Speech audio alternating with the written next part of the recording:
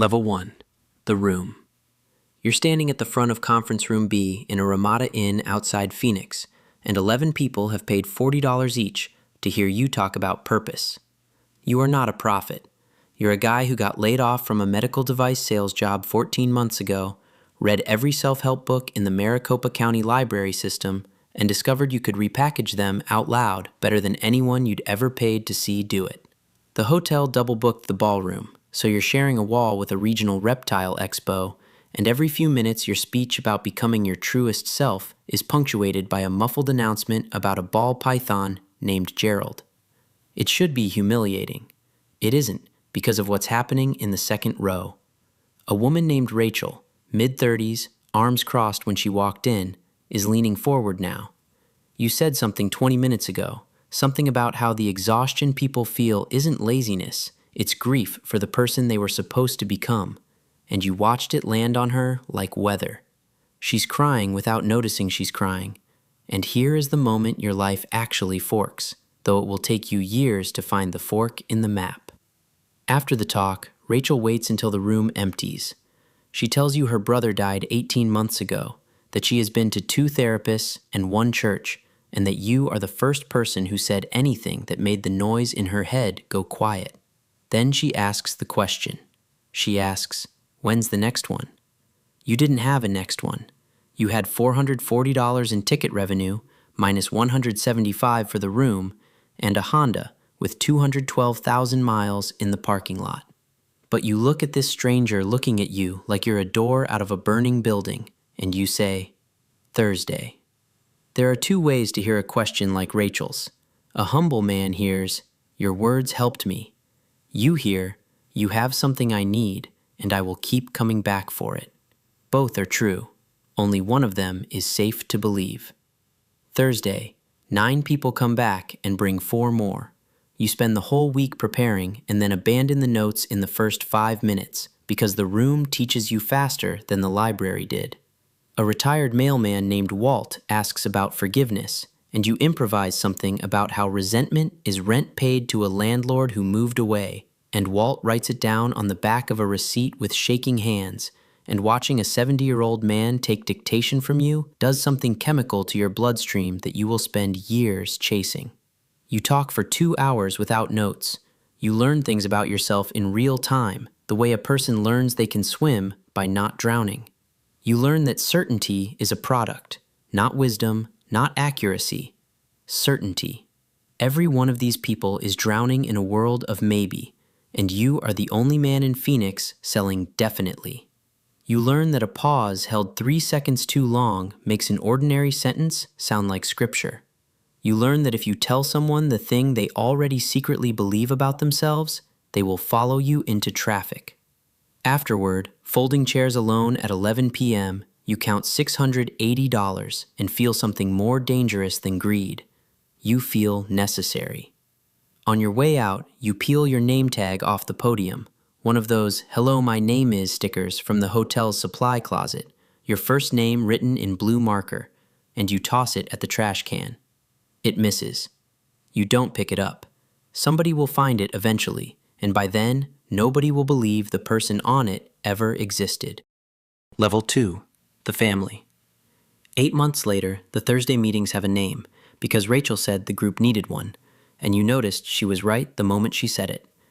A name turns attendance into belonging. You call it The Current, chosen because it means nothing and therefore can mean everything, and because it lets you say things like you're either swimming with it or against it, which sounds profound at 9 p.m. in a rented dance studio and would sound insane at a DMV. There are 41 regulars now. You know all their names, their wounds, their exes. That's not cynicism yet. You genuinely care, which is the part outsiders never understand. The recipe doesn't work without real warmth. Rat poison is mostly food. The money changes shape. $40 tickets become monthly contributions, tiered. The tiers were Rachel's idea too. She quit her hospital billing job to run operations, and it turns out a woman who spent 11 years navigating insurance codes can build a donation infrastructure that would impress a televangelist. Deepening membership, $90 a month.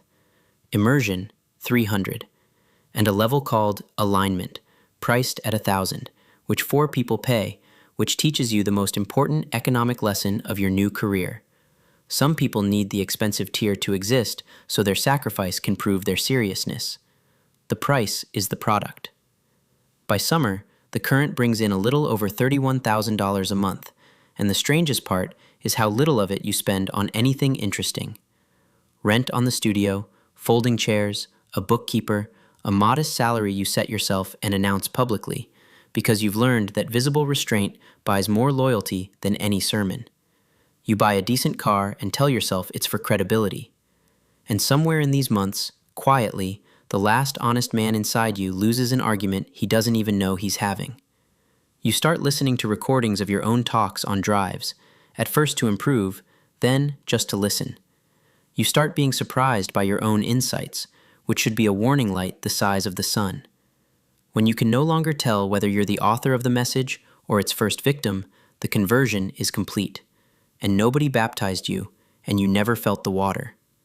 You start saying we when you mean me, and them when you mean everyone else, and the group's vocabulary tightens like a drawstring. Doubt becomes drift. Skeptical relatives become anchors, as in dead weight on a swimmer. You didn't sit down and invent this language. It grew, the way mold grows, in the dark, out of moisture that was already there. Level 3, the immune system. In November, your brother Danny drives down from Flagstaff for Thanksgiving. Danny installs HVAC systems and has never once in his life been confused about who he is, which used to annoy you and now unsettles you. Over turkey, he listens to you talk about the community for 20 minutes, then wipes his mouth and says, "So what happens when someone wants to leave?" Just that. You give him a fluent answer about journeys and doors, and he nods slowly, the way he nods at a furnace that's lying to him. Driving home that night, you realize 2 things. First, that you didn't actually answer the question. Second, that you don't know the answer, because in 8 months of preaching about freedom, it has never once come up. It comes up in March. A member named Teresa, immersion tier, sends a group text saying she's grateful but stepping away. Before you even decide what to feel, you watch the current respond like an immune system. Concerned calls, a visit from her accountability partners. Rachel, gently, at Teresa's kitchen table for 3 hours. Teresa stays.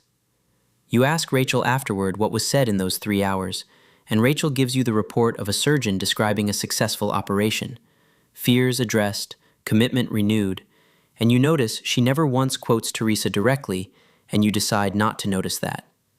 She thanks you at the next meeting, weeping, for not giving up on her, and everyone applauds, and you stand there absorbing the applause with your skin going cold because you finally saw it. You built a thing with reflexes. It defended itself. You never gave the order. That night, you don't sleep, and by morning you filed the fear where you file everything now, under proof it's working. That filing cabinet is going to kill somebody someday. But this morning, there's a wire transfer to celebrate, because a member in alignment has donated something none of you expected, and it changes the physics of everything. She's given the current 40 acres of land. Level 4, the land. The property sits in high desert east of Santa Fe, and within a year, it holds 9 buildings, a well, a vegetable operation, and 63 residents who wake to a bell at 4:45 a.m. because you read that shared discomfort bonds a group faster than shared comfort, and you have stopped pretending you don't read those books for instructions now. From the outside, it photographs like a wellness retreat. Sunrise yoga, communal meals, everyone in practical earth tones that started as a suggestion and calcified into a uniform without a single memo. From the inside, the architecture is made of rules, and you can date each rule like tree rings. Phones live in a basket by the dining hall, for presence. Mail gets sorted centrally, for efficiency. Members ask the council's blessing before dating, for intentionality. And the council is 3 people, and all 3 of them ask you first. Visits home now require a returning conversation afterward, which is a debriefing, which you would never call a debriefing. Every rule was reasonable the day it was born. That's the thing nobody understands about places like this. Nobody builds a cage in one day. You build a fence for good reasons, then a gate for better ones. Then one morning, you're standing in a labyrinth, and everyone inside it is thanking you. There are children here now. That's the fact you keep in a lead-lined box at the back of your mind.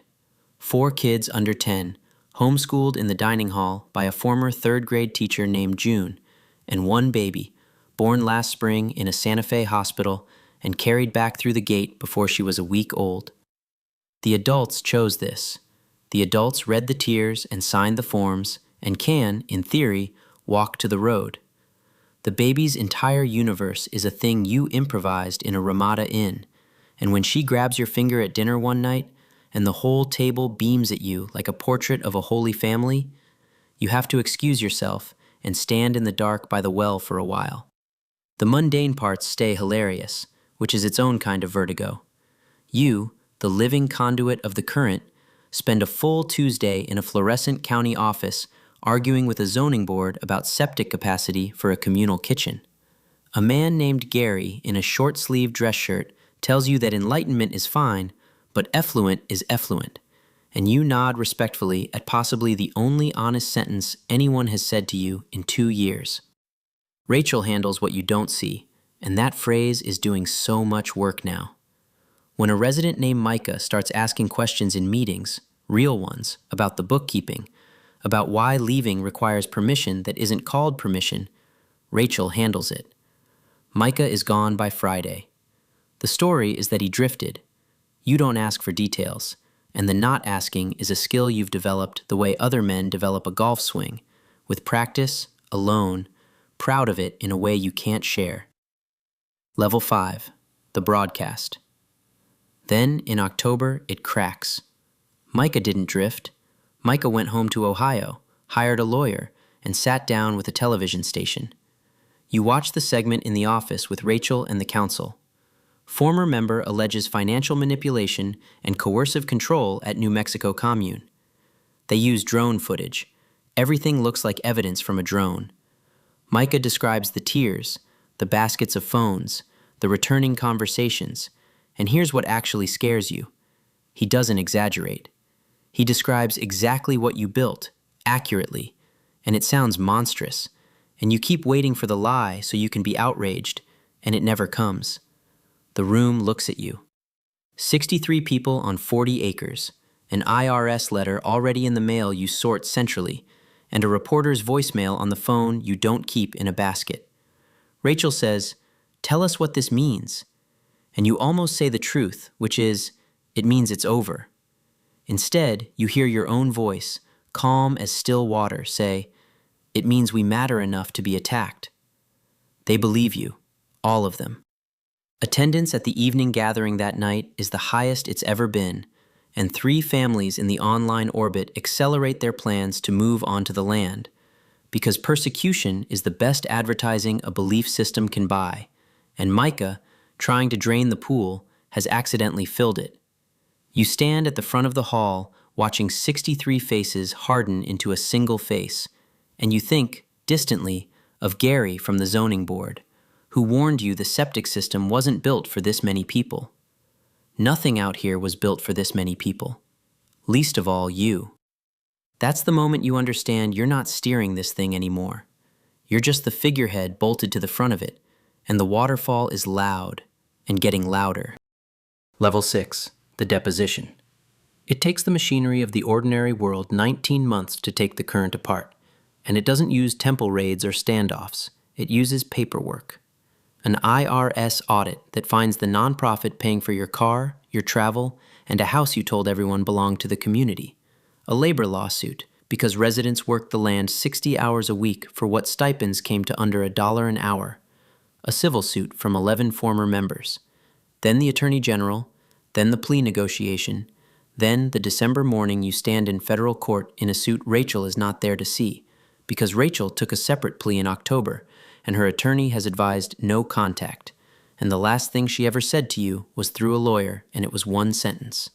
She still believes in what we meant. That sentence has teeth. It bites you at random hours for the rest of your life. At sentencing, 4 former members read statements. Teresa goes last. Teresa, who tried to leave in March of the second year and got loved back into the fold at her own kitchen table. She doesn't raise her voice once. She just does the accounting out loud. 6 years, $41,000. A sister's wedding she skipped because the council called it an anchor event. A nursing career she let expire because the current was her calling now. Then she looks at you for the first time and says, "The worst part is, I still miss it. I know what it was, and I miss it every day, and that's what you did to me." The judge lets the silence sit. Fraud and tax charges, 71 months. Prison is a lot like the compound, which you would find funnier if it were happening to someone else. Bells structure the day. Mail is sorted centrally. Everyone wears the same colors, and there's a guy who runs the yard by being the most certain man in it. You watch him work the new arrivals, the warmth, the naming of wounds, the 3-second pauses, and it's like watching security footage of your own hands. In year 3, a documentary crew gets permission to interview you. 2 young producers, very polite, cameras like black insects. They ask the question everyone asks, which is, "When did you know?" And you give them the answer that took you 3 years of staring at a ceiling to find. You tell them there was never a day. They want the day, the scene where the con man looks in the mirror. It doesn't exist. You believed it, then you performed it, and the line between those moved a little every week, like a shadow, and no single Tuesday were you a liar. That answer doesn't make the final cut. It's not monstrous enough, and not innocent enough, and television has no shelf for the truth, which is that sincerity and manipulation ran through the same wire the entire time. Danny is the only visitor who keeps coming. Every month, 11-hour round trip, HVAC hands folded on the steel table. He never brings up the current. Mostly you talk about the Cardinals and your mother's knee. Then, on the visit before your release, he slides something across the table for the guard to inspect. It's a name tag. "Hello, my name is," your first name in faded blue marker. He picked it up off a hotel floor in Phoenix 11 years ago, the night he came to your very first talk, sat in the back, and left without saying hello, because he didn't want to make you nervous. He's carried it in his truck ever since. He says, "I kept waiting for this guy to come back." He taps the sticker. He was fine, you know. He was broke, and he was fine. You get out at 51 to a world where your name is a documentary. There's no compound, no council, no current, though a version of it runs on in a private online group you've never joined. 214 members, waiting for a sign you refuse to send. You rent a room in Flagstaff and take a job Danny arranges. Warehouse inventory. Badge in, badge out. Nobody applauds. Some nights the old voltage still hums in you. In the break room, a young guy going through a divorce starts telling you his life, and you feel the machinery wake up. The warmth, the certainty, the 3-second pause, all of it right there like a language you dreamed in for a decade. You could have him by Friday. Instead, you tell him divorce is hard, man, and you microwave your soup, and it is the hardest sentence you have ever said, precisely because of how ordinary it is. The name tag is stuck to your refrigerator with a plumbing company magnet. Blue marker, one name, no title. Every morning it asks you the only question that was ever really on the table. Not whether you can lead people, you've answered that. Whether you can stand to be one.